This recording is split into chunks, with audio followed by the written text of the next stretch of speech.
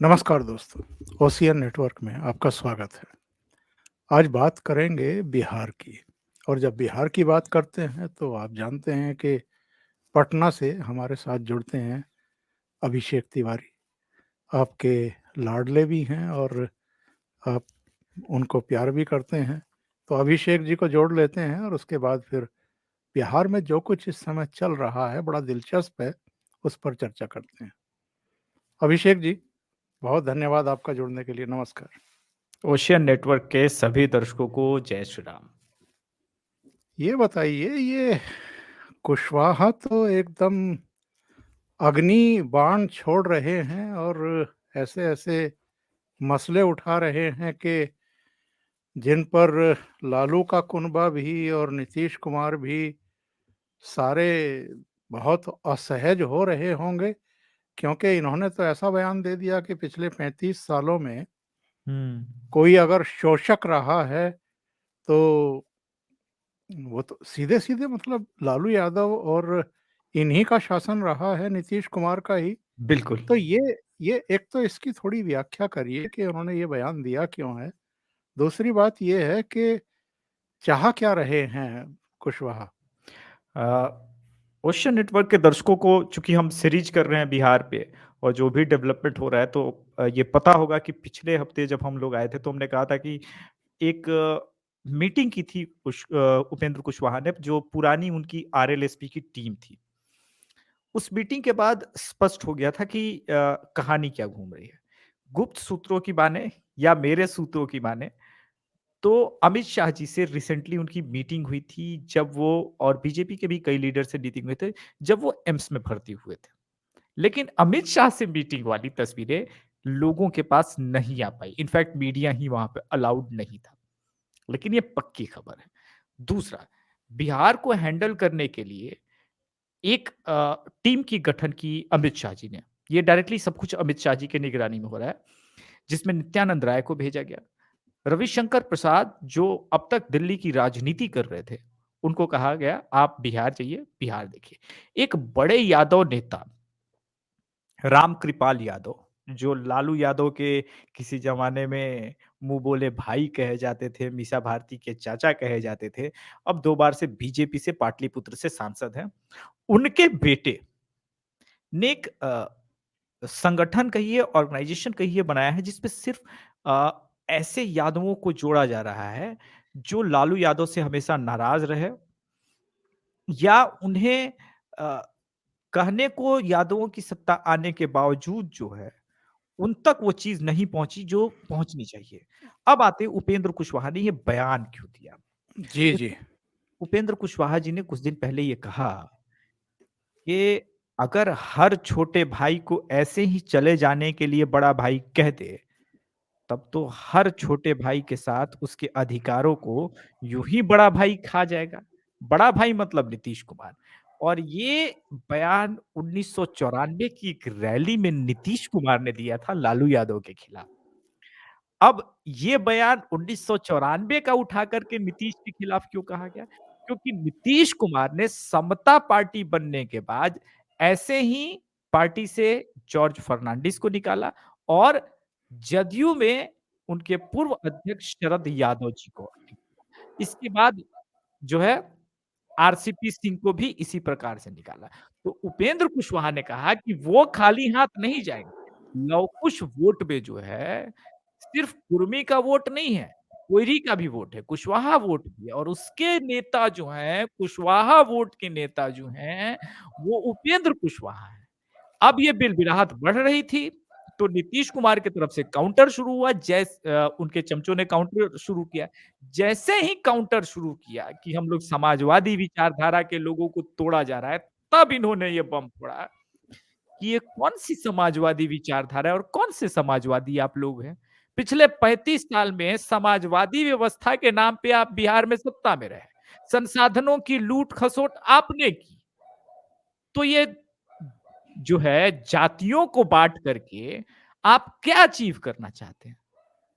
आप ही तो सत्ता में रहे हैं इस समाजवाद के नाम पे और समाजवाद के नाम पे आपने बिहार के संसाधनों को निचोड़ा और बिहार को बर्बाद कर दिया। ये लाइन ओमकार सर आपको सुनी-सुनी लगती है, ऐसा लगा कि ये कहीं योगी जी और मोदी जी वाली लाइन है, जो टिपिकल हिंदुओं को एक करना है, समाजवाद के नाम पे बँटने नहीं देना है और समाज अच्छा बिहार का जो भी मसला होगा, उसका डायरेक्ट प्रभाव पूर्वांचल पे ओमकार सर होगा ही होगा। चाहे बिल्कुल वो सही है। चाहे वो बनारस हो, गोरखपुर हो, आजमगढ़ हो, मऊ हो, गाज़ीपुर हो, बलिया हो, इन सब एरिया में तो होगा ही होगा। अब समाजवादी व्यवस्था के लोग सत्ता में रह करके उन्हीं लोगों का शोषण किए जिन लोगों के रक्षा की हितों की रक्षा के लिए आए थे, ये कहने का मतलब है। और ये पहली बार है जब उनके भीतर के नेता को बुलवाया गया है। आप जल्दी ही इस प्रकार के बयान उत्तर प्रदेश की भी उन्हीं समाज के उन्हीं लोगों में से एक प्रकार के लोगों से ये बयानबाजी सुनेंगे और इस प्रकार से 2024 की ये नई रणनीति की शुरुआत है। हम तो कल ये भी देख रहे थे कि मायावती ने पहली बार ये जो शूद्र दलितों के नाम पर अखिलेश यादव बयान दे रहे थे पिछले कुछ दिनों से हुँ। रामचरितमानस का एक चौपाई का उदाहरण देते हुए, मायावती ने अटैक किया है उन पर।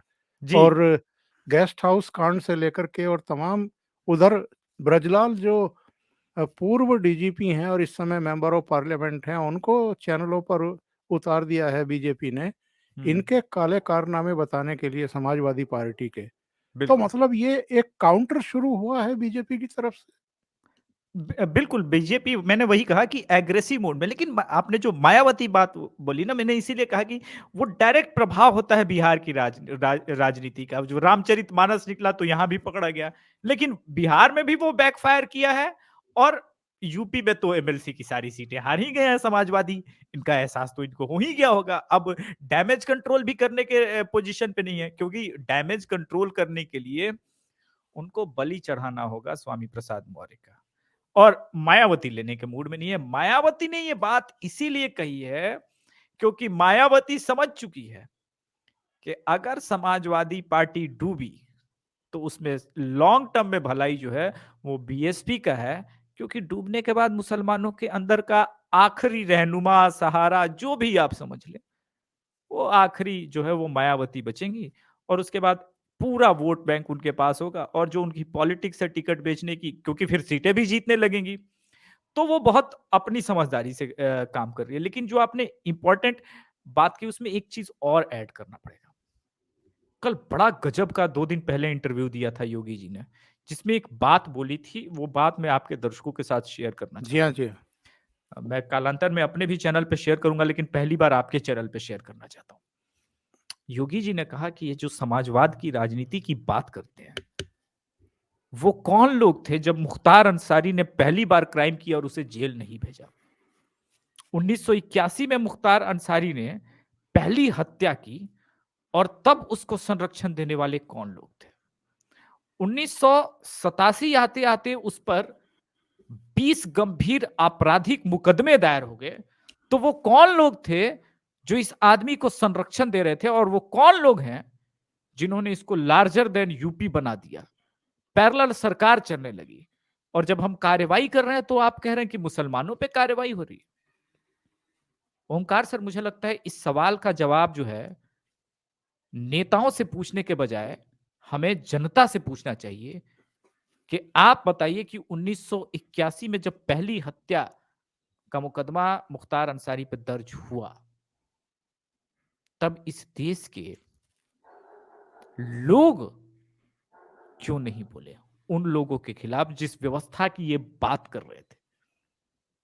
एक अपराधी को किस प्रकार से न केवल बचाया गया बल्कि डॉन बनाया गया राजनीतिक संरक्षण के द्वारा। ये बहुत गंभीर मामला है। इसको बिहार से इसलिए रिलेट करना जरूरी है क्योंकि बिहार में भी एक अपराधी जो है वो लार्जर देन लाइफ बन गया था।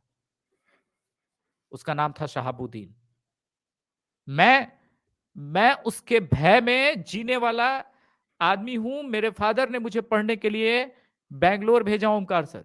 ये बात मैं कभी नहीं भूलूंगा कि बिहार के जंगल राज ने मुझसे मेरा परिवार छीन लिया था 20 वर्षों तक। बिहार के जंगल राज ने एक ऐसा भय का वातावरण बनाया जहां से हर जाति समुदाय का पलायन हुआ। डॉक्टर, इंजीनियर, पढ़े लिखे स्टूडेंट, गरीब, ठेले चलाने, आपको किसी ने ये सवाल बिहारियों के आगे क्यों नहीं रखा कि एक पानी पूरी का ठेला लगाने वाला भी क्यों कश्मीर में जाकर के पानी पूरी बेच रहा है? क्या पानी पूरी वो नहीं बेच सकता बिहार में? इतनी भी सेफ्टी नहीं है। समोसा बेचने वाला, रेड़ी बेचने वाला, दिल्ली में, मुंबई में रिक्शा खींचने वाला, क्या इस लेवल के भी रोजगार बिहार में प्रोड्यूस नहीं हो सके? ऐसा नहीं है कि रोजगार नहीं थे। ये जो जातीय हिंसा करवाई लालू यादव के संरक्षण में इन लोगों ने, आज रामचरितमानस के नाम पे जो षड्यंत्र कर रहे हैं, उसके खिलाफ ये उपेंद्र यादव ने, सॉरी, उपेंद्र कुशवाहा ने ये बिगुल फूका है। और वो अकेले नहीं है सर, आपके दर्शकों को एक और बात बताऊं, वो अकेले नहीं है। बंगला में एक कहावत है ओमकार सर, सापेर आगे बेंगा नाचे, तार पाछे कोई गुनी आछे। मतलब सांप के आगे अगर मेढक नागिन डांस कर रहा है, तो उस मेढक के पीछे जो है वो कोई बहुत गुणी आदमी है, बहुत दिमाग वाला आदमी है। उस दिमाग वाले आदमी का नाम तो आपके दर्शक समझ ही जाएंगे। एक और खिलाड़ी है इसमें लव कुश वोट के लिए, वो है पूर्व आईपीएस, राज्यसभा सांसद और पूर्व जदयू अध्यक्ष आरसीपी सिंह। जी, जी। एक एक डील हुई है सर, आपके दर्शकों के आगे वो भी मैं ब्रेक करता हूं। पहली जी, बात, जी। भारतीय जनता पार्टी 28 लोकसभा सीटों पे चुनाव लड़ेगी और 7 सीटों पे लोजपा लड़ेगी, जिसमें चिराग पासवान और उनके चाचा की पार्टी होगी, और 5 सीट इसी लॉ-कुश कॉम्बिनेशन के लिए बनाया गया है। यानी बीजेपी में 11 और सीटों की वैकेंसी है और उपेंद्र कुशवाहा को जिम्मेदारी दी गई है। पूछिए बड़े-बड़े नेताओं से जो राजद के हैं और जो जदयू के हैं, कौन-कौन इंटरेस्टेड है?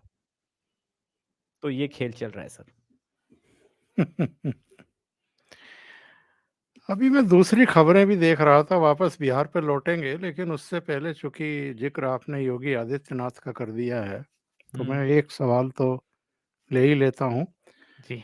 अभी इन्वेस्टमेंट की जो समिट है वो उत्तर प्रदेश में होने जा रही है और सबकी निगाहें वहाँ लगी हुई हैं। जो शुरुआती टारगेट रखा था यूपी गवर्नमेंट ने, वो 10 लाख करोड़ का रखा था, जी। फिर ये बढ़कर के 17 लाख करोड़ हो गया। आज की नई खबर ये है 21 लाख करोड़ रुपए के इन्वेस्टमेंट उत्तर प्रदेश में आने वाले हैं। जी। और कल एक इंटरव्यू में योगी आदित्यनाथ ने कहा है कि एक एक पैसा जमीन पर उतरे, ये हम सुनिश्चित करेंगे। एक तरफ तो 21 लाख करोड़ का इन्वेस्टमेंट उत्तर प्रदेश जैसे राज्य में आ रहा है, जिसको बीमारू राज्य घोषित कर दिया गया था, अनदेखा किया जाता था, और जहां केवल और केवल जाति की राजनीति की जाती थी और वोट बैंक की पॉलिटिक्स ही की जाती थी, पूरी तरीके से विकास पर ध्यान ही नहीं दिया जाता था। एक तरफ तो 21 लाख करोड़ का इन्वेस्टमेंट, दूसरी तरफ भव्य राम मंदिर का निर्माण, जो जनवरी के शुरू में दर्शनार्थ खुल जाएगा लोगों जी। के लिए। ये दोनों चीजें डरा रही हैं अखिलेश यादव को।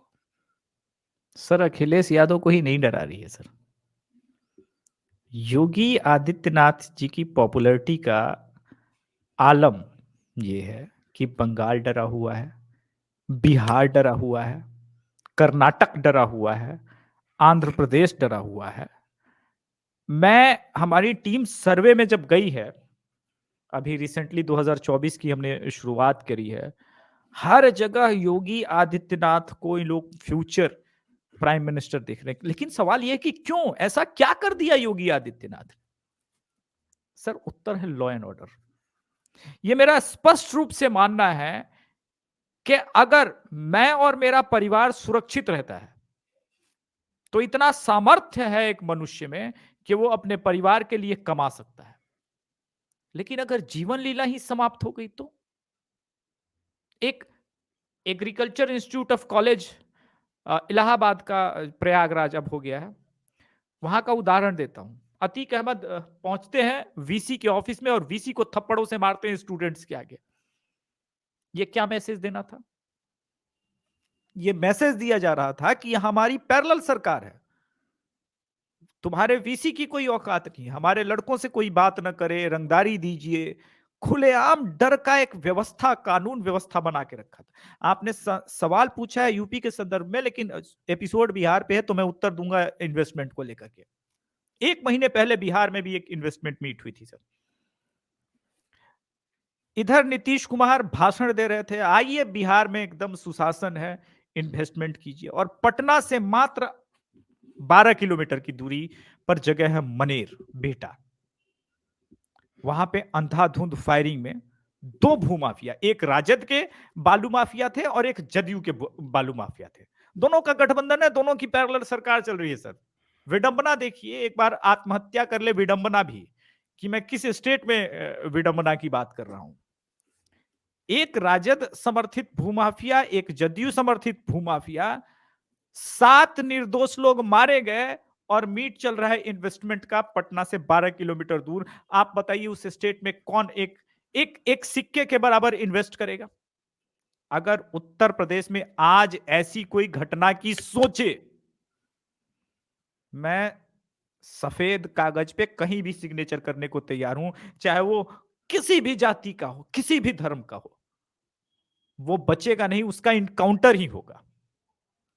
तो लॉ एंड ऑर्डर जो है, rule should be follow on the edge of sword. तलवार की धार पे ही कानून का पालन हो सकता है। ये लिबरल, सेकुलर, वामपंथी, फलाना ढिमकाना, कार्ल मार्क्स, भारत जोड़ो तोड़ो, इसके नाम पे जो है कानून व्यवस्था का पालन नहीं होता। इसके नाम पे मैं बताता हूं देश में क्या होता है। इसके नाम पे सर देश में जनरल भिंडरावाला पैदा होता है। इसके नाम पे शहाबुद्दीन पैदा होता है। इसके नाम पे अतीक अहमद मुख्तार अंसारी पैदा होता है। ये लोग पैरेलल सरकार चलाते हैं और अपनी लूट का, हत्या का, भूमाफियागिरी का, अवैध खनन का पैसा सरकारों तक पहुंचाते हैं। और समाजवाद के नाम पर लूट करके लोग प्राइवेट लिमिटेड कंपनी चलाते हैं। अब मैं क्या बोलूं सर, इससे ज्यादा क्या बोलूं? राजद और समाजवादी पार्टी या कांग्रेस एक प्राइवेट लिमिटेड पार्टी कहती है कि मैं समाजवाद दे रहा हूं। मतलब एक बिहारी के नाते ओमकार सर, ये मेरा पीड़ा, ये मेरी पीड़ा है कि क्या दिया हमारे स्टेट को इन लोगों ने समाजवाद और जातीय संघर्ष के नाम पे। दोनों तरफ की जातियों का नुकसान भी हुआ और दोनों का पलायन भी हुआ। और विडंबना देखिए ओमकार सर, लालू प्रसाद यादव अपनी किडनी का ट्रांसप्लांट कराने के लिए सिंगापुर जाते हैं, उसके पहले दिल्ली में भर्ती होते हैं। एक एक ढंग का हॉस्पिटल इनके 35 साल 40 साल के समाजवाद ने बिहार को एक ढंग का हॉस्पिटल नहीं दिया जहां ये अपना स्वयं इलाज करा पाते। ये नरेंद्र मोदी को कोसते हैं। पिछले 7 सालों के भीतर मोदी ने कहां कहां एम्स नहीं दे दिया। आपकी इनकी सोच से बहुत परे। असली अगर कभी किसी सपने में समाजवाद की परिकल्पना कोई होती जो लोहिया जी की है, तो असली लोहिया की जो समाजवाद की नीति है ना, वो इस देश में नरेंद्र मोदी उतार रहा है। जी। क्या होने जा रहा है? उपेंद्र कुशवाहा जल्दी छोड़ेंगे इनका साथ, या इनको निकाल बाहर किया जाएगा, या फिर इनको कहा गया है कि अभी अंदर ही रहिए, वहीं बयानबाजी करिए, इनकी जितनी छवि हो सकती है वो तार-तार करिए? क्या रणनीति हो सकती है उपेंद्र कुशवाहा की और रणनीति बीजेपी की? रणनीति बहुत स्पष्ट है सर। उपेंद्र कुशवाहा अपने कुशवाहा वोटरों को ये बताना चाहते हैं, देखो तुम्हारे नेता को किस प्रकार से नीतीश कुमार ने जो है बेइज्जत करके सत्ता से बाहर निकाला है। तभी तो वोटर का जो सेंटिमेंट होगा वो शिफ्ट होगा ना। उपेंद्र कुशवाहा ये बताना चाहते हैं कि नीतीश कुमार ने लौ कुश समाज को जो है वो आरजेडी के पांव की जूती बना दिया है और अब आपकी नहीं चलेगी। सत्ता की जिस भागीदारी की वो बात कर रहे हैं, वो यही कह रहे हैं कि लौ कुश समाज का जो सत्ता का भागीदारी है कि चीफ मिनिस्टर आप रहेंगे और फिर भी लौ कुश समाज को कुछ न मिले, वो ये नहीं चलेगा। देखिए खेल जाति का ही हो रहा है बिहार में, जाति होता ही नहीं है। लेकिन उस जाति की राजनीति में भी एक आर्ट है और इस बार आर्टिस्ट जो है वो दिल्ली में बैठा हुआ है और उपेंद्र कुशवाहा एक मजबूत प्लेयर के रूप में उन्हें मिले हैं जो वोकल ही नहीं है, बिहार के उस नस को पहचानते हैं उनकी बहुत क्रेडिबिलिटी नहीं हो, लेकिन उनको एक क्रेडिबल फेस बीजेपी बना सकती है, क्योंकि बीजेपी किसी को भी क्रेडिबल फेस बना सकती है। 1994 के पहले नीतीश कुमार कोई बहुत बड़े तोप नहीं थे। नीतीश कुमार को बनाने वाला बीजेपी ही है। नीतीश कुमार को बड़ा नेता बनाने वाला। तो अब जो है प्लान बहुत स्पष्ट है कि चिराग पासवान, आरसीपी सिंह और उपेंद्र कुशवाहा को जितना आलोचना का समय मिलेगा, नीतीश कुमार का जो है वो पहले इमेज बर्बाद करना है, सड़क पे लेके आना है। क्योंकि एक और महारथी है जो इस युद्ध को दूसरे कोने पे महाभारत के लड़ रहा है। प्रशांत किशोर है सर। आपने नाम रखा होगा उसके लिए मेरे ख्याल से।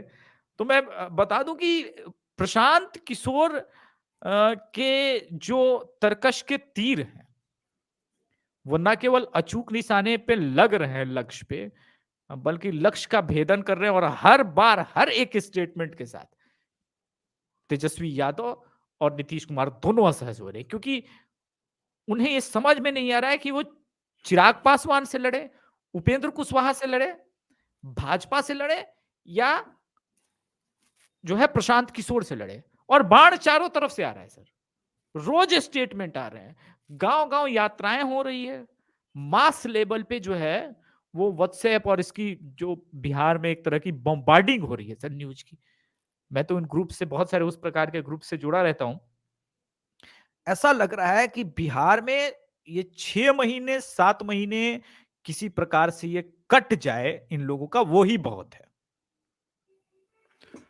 प्रशांत किशोर के जो स्टेटमेंट आ रहे हैं उनसे लग रहा है कि 2024 में वो मैदान में उतर भी सकते हैं, लोकसभा के चुनाव में भी उतर सकते हैं।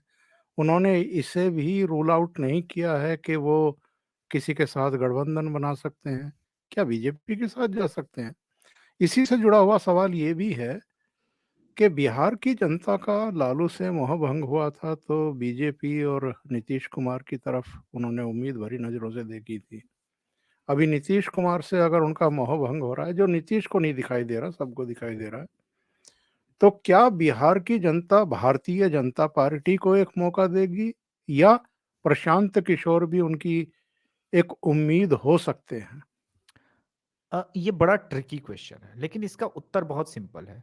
बिहार की जनता कम से कम 2025 के चुनाव में राजद और जदयू के अगेंस्ट मैंडेट जरूर देगी। अब वो मैंडेट कंबाइन रूप से बीजेपी और प्रशांत किशोर के लिए होगा या अकेले बीजेपी के लिए होगा।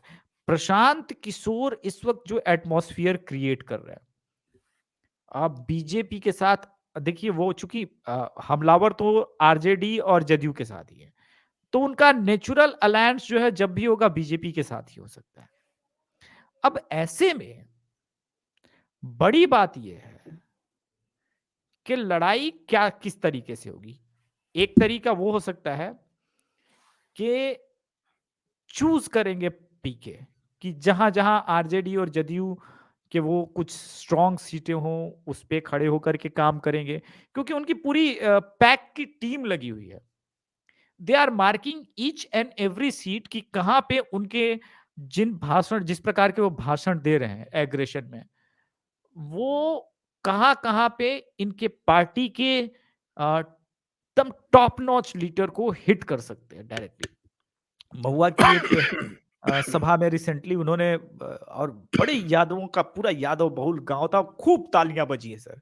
जहां पे उसका एडवर्टाइजमेंट भी आजकल यूट्यूब पे खूब वो दिखता है कि बताइए कि लालू यादव को अपने बेटे की चिंता है और आपको लालू यादव के बेटे की चिंता है। ये कैसे है? आपको तो अपने बेटे की चिंता होनी चाहिए। लालू यादव का बेटा जो है वो 10वीं पास भी नहीं है और वो डिप्टी सीएम है, और फिर भी आपको उसके बेटे की चिंता है। और आपका बेटा ग्रेजुएट है, उसके पास रोजगार नहीं है, और आपको आपके बेटे की चिंता नहीं है। तो एक इंटेलेक्चुअल आदमी जिस प्रकार से बातों को कन्वे कर सकता है ना, उसका इफेक्ट लॉन्ग टर्म में बहुत ज्यादा होता है। और प्रशांत किशोर ये समझते हैं। मेरे हिसाब से 2025 में अगर बीजेपी और उनका अलायंस होता है, तो ये सरकार मैं सर 5 साल के लिए नहीं देख रहा हूं। कम से कम इस बार बिहार की जनता जब भाजपा को मौका देगी, तो 15 साल के लिए मौका देगी। बड़ी बात आप कह रहे हैं, सबकी निगाहें बिहार की रोज़ाना बदलती हुई जो राजनीतिक स्थितियाँ, परिस्थितियाँ हैं, उन पर लगी हुई हैं। अभिषेक जी, आप जुड़े और ओशियन नेटवर्क के दर्शकों का आपने एक तरीके से मार्गदर्शन किया, क्योंकि बिहार पर हम लोग कम ही देते हैं, जी। लेकिन आपकी वजह से बिहार की जो पल्स है, उसको अब दर्शकों तक पहुँचाना शुरू कर चुके हैं और ये सिलसिला जारी रहेगा। जी। बहुत-बहुत धन्यवाद आपका जुड़ने के लिए। Thank you so much. Ocean नमस्कार। नेटवर्क के सभी दर्शकों को जय श्री राम। और आप सर कमाल का काम कर रहे हैं। मैं अभी आपका अडानी का शो देख रहा था। बहुत बहुत जिस प्रकार से सर आप काम करते हैं उसके लिए मैं बहुत कुछ आपसे सीखता हूँ सर। जय Shri Ram. Thank you so much. Thank you so much.